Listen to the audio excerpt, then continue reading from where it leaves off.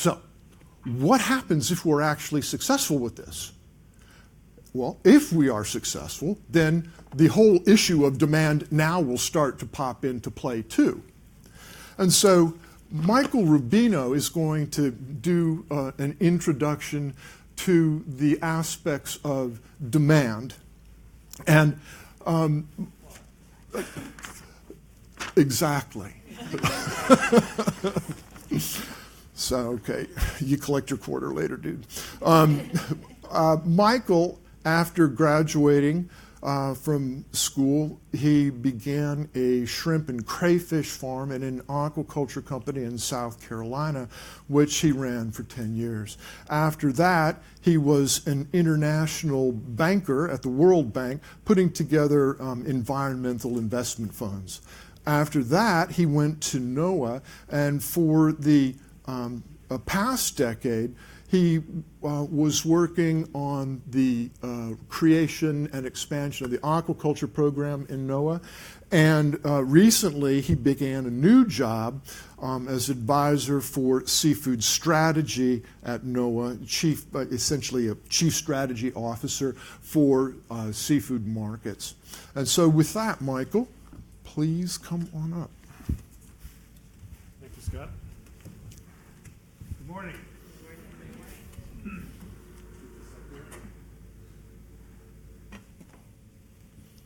A couple of years ago, Sean O'Scanlan from Fortune Fish, who was then the president of the National Fisheries Institute, put the challenge of demand in perspective and said, can we get to 25 in 2025?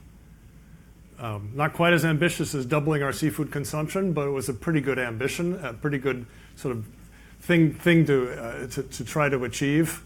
I don't think we're going to get to 25 pounds per person in the year 2025, but we should still be working towards that. So Scott talked about the demand curve. If we actually could change the demand curve, where's the supply going to come from? And can U.S. fisheries, both wild and farm, be part of satisfying that demand, especially the future demand? So I have a couple of quick observations about where we are in the United States with our seafood supply on the supply side and the kind of innovation and work that's going on to perhaps meet that demand in the future.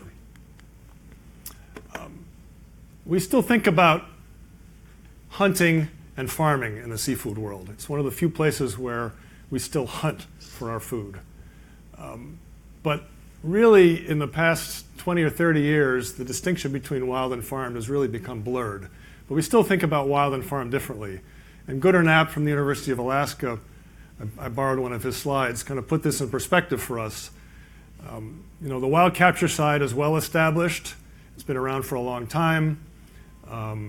It's older. It has cultural roots and traditions in the United States.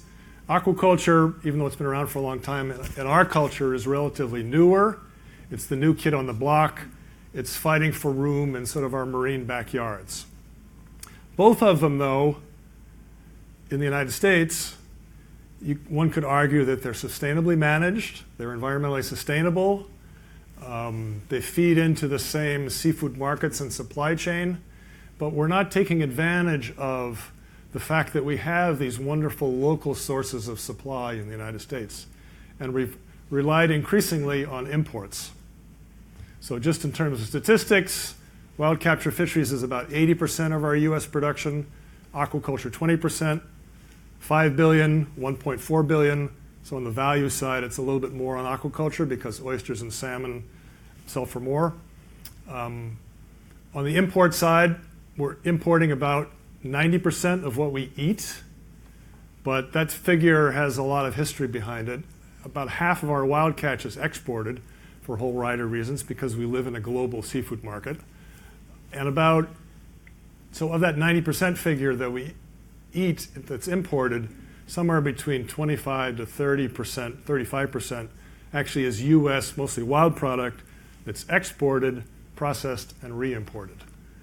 So again, those figures don't necessarily tell the whole story. But if we stay on the road that we're on now, we will continue to import large amounts of our seafood. So a little bit more about the wild and farm side. On the wild side, we've put all of our wild stocks under management and rebuilding programs. This is a sustainability success story. But unlike chickens or pork or milk, it's 400 different species and a whole variety of different technologies to harvest those. It all comes back to boats, though. So we've got small individual boat captain boats that bring their catch in and sell to the spot market, all the way up to the very large processor catcher boats in Alaska that have full utilization of every part of the fish. It's also an older industry. So a lot of the infrastructure, particularly on the processing side and even on the boat side, is older. And until we go through the process of recapitalizing that, in some ways we're using technology that's 40 years old. A lot of hand labor, not that much automation. A lot of processing because of the labor has gone to other countries where labor is cheaper. That's become a reality in the United States. But there's a lot of innovation going on. This is a flow chart of what went on in Iceland over the past 20 years in terms of sort of smart design, technology, forward contracting, vertical integration, just lining up supply with demand. All of those lessons learned and those techniques are now being thought of, implemented at various stages of development here in the United States in the wild sector. So there's a lot of room for optimism in terms of being more efficient, being smarter about our seafood supply. We're not quite to this level yet, though. This is SalMar's salmon processing plant in mid-coast Norway. About 200,000 tons of salmon a year are processed at that plant. The fish start, it's all salmon, the fish start in net pens right outside the facility. They get pumped in. 10 minutes later, they're in the box, all apportioned in sizes. It's a lot of automation, as you can see. There's still some hand labor for the pin bone removal, but it's just phenomenal what you can achieve if you've got a large, sort of vertically integrated supply chain and a lot of supply coming into particular plants. We don't have that level of supply coming to individual plants here in the United States. On the aquaculture side, again, a wide diversity of species, a wide diversity of technologies, a lot of lessons learned over the past 20 or 30 years about what to do and what not to do. But it's not part of our cultural tradition. I mean, we all grew up reading, and we still read, books about the family farm to our kids. Chickens, porks, cows. But how many people know what a salmon farm looks like or an oyster farm? It's not part of our cultural tradition in the same way. So making room for that in our sort of backyards, our neighborhoods, has been difficult because it's the new kid on the block. The expression "not in my backyard" or NIMBY is very much part of the challenges of aquaculture, particularly marine aquaculture in the United States. But as I look out over the room here, there are a number of folks from government agencies like mine who've worked very hard with industry over the past 20 years to develop a whole variety of tools to make siting farms far easier. Here you've got this sort of exclusion mapping that a lot of GIS information can be based on. We also have lots of tools for rules in terms of management, from genetics models to water quality models to aquatic animal health models. Aquaculture and wild capture fisheries, for that matter, are arguably amongst the most sustainable, efficient forms of protein production in the world. But that story is not really being told the way it could be told. It's also a young workforce in aquaculture. Particularly in this part of the country, if you go from Maine down through the Carolinas, there are a lot of sons and daughters of fishermen and people from seafood families who are going into aquaculture. Oysters, clams, mussels, seaweed, even fish farming. It fits with sort of the coastal way of life and scale. One of the challenges, though, will be how do we get to scale? Small scale works very well for high-end market products like oysters. But how many oyster farmers know that they could produce an oyster at 20 cents a piece? At the moment, they're selling them for 50 to 65 cents a piece wholesale. What happens if supply increases? Can they still keep going at this small scale? That's a collective challenge we have. We do have a couple of examples of larger operations in the United States. This is Cook's Salmon Farms, one of their salmon farms in Maine. World-class operation, coordinated in terms of all the environmental aspects with the Canadian side of the border. We also have a few that are going further offshore and coming on land to produce aquaculture products. And those two frontiers of going further offshore and coming on land are sort of represent the potential for going to scale in aquaculture in the United States.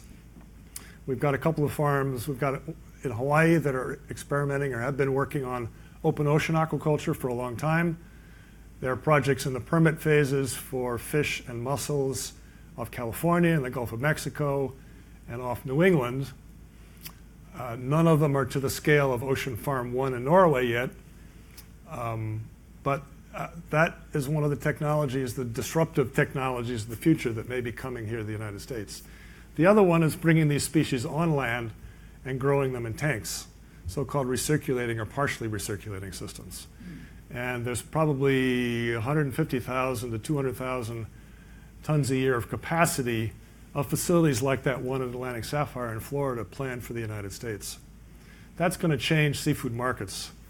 I mean, Atlantic Sapphire wants to go to 90,000 metric tons a year. The first phase is 10,000. That's 10% of the U.S. salmon market, all at one site. We're seeing more of these kind of bumper stickers around the country, in part because of these changes. There's also a lot of innovation on the product form side in both wild and farmed in the United States.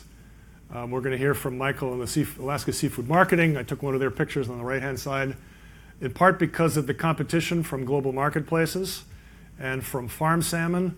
Alaska's done a wonderful job of improving quality, diversifying their product forms, and marketing and branding products from Alaska. That's making a difference.